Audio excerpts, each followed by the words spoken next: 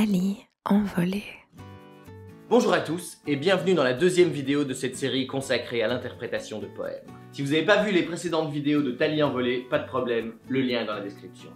Dans cette vidéo, on va voir comment être sincère et se faire comprendre en disant un poème à l'aide de petits trucs utilisés par les acteurs et les actrices. Installez-vous, c'est parti.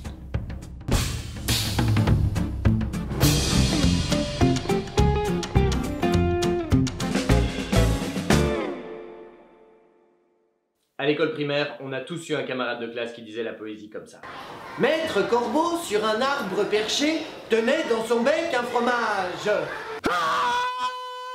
On comprend qu'on n'ait plus trop envie d'entendre parler de poésie après ça. La ponctuation. Comme nos profs de français nous l'ont souvent répété, respectez la ponctuation.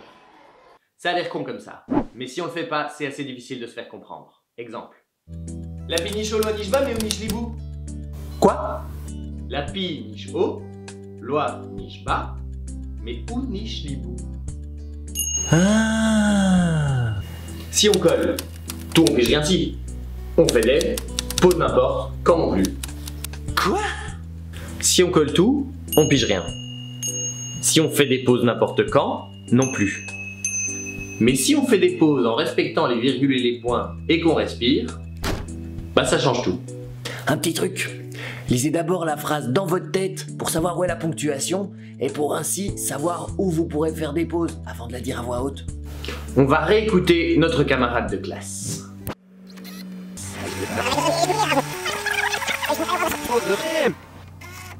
Maître Corbeau, sur un arbre perché, tenait dans son bec un fromage. Le truc quand on dit de la poésie, c'est qu'on a tendance à insister sur un tas de mots. On dit qu'on fait chanter le texte. Et c'est normal. Un poème, ça ressemble à une chanson, ça a des rimes, un rythme.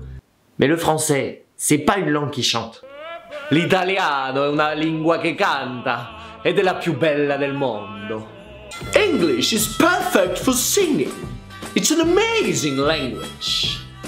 Le français, il chante pas. À côté des autres langues, il a l'air tout plat et pourtant il l'est pas. Il y a un petit truc qui passe toujours inaperçu qui s'appelle l'accent tonique. Quand on parle français, pour montrer qu'on a fini son idée, on va accentuer la dernière syllabe juste avant de faire une pause. C'est quelque chose qu'on fait tout à fait naturellement, sans s'en rendre compte. Par exemple, quand on dit « Hé, t'as vu mon nouveau masque? Je l'ai trouvé par terre ?» Ça s'appelle l'accent tonique, parce qu'on accentue la dernière syllabe en mettant plus de force dans la voix. Oui, je parle tout le temps comme ça, en mettant des inflexions sur certains mots de manière complètement aléatoire, sans me soucier du véritable sens, car je suis journaliste. Excellent exemple. Ici, on voit bien qu'en insistant sur le début des mots, on comprend rien. Personne parle comme ça dans la vie. Donc, si je comprends bien, pour mettre un accent tonique, on appuie, on insiste. Ouais, c'est ça, mais sans exagérer. Plus tu vas parler simplement, plus ce que tu vas dire sera clair, et plus tu auras l'air sincère, même en disant de la poésie. Il faut garder toute sa vérité, toute sa naïveté, tout son étonnement. Alors, t'es prêt à redire ta fable? Oui. Alors tu respectes la ponctuation et tu insistes légèrement à la fin, d'accord? D'accord. Et surtout, tu penses à ce que tu dis. Ici, c'est un corbeau qui est sur une branche avec un fromage, il y a un renard qui débarque et il veut un morceau. Pas la peine d'en faire une chanson. Maître Corbeau, sur un arbre perché, tenait dans son bec un fromage.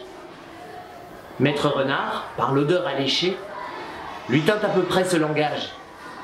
Ça paraît déjà plus naturel, non? Allez, à bientôt pour un petit verre.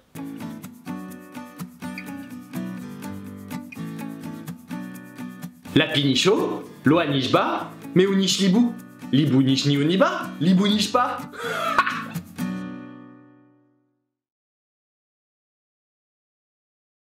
Si la vidéo t'a plu, n'hésite pas à liker, t'abonner et partager. À bientôt.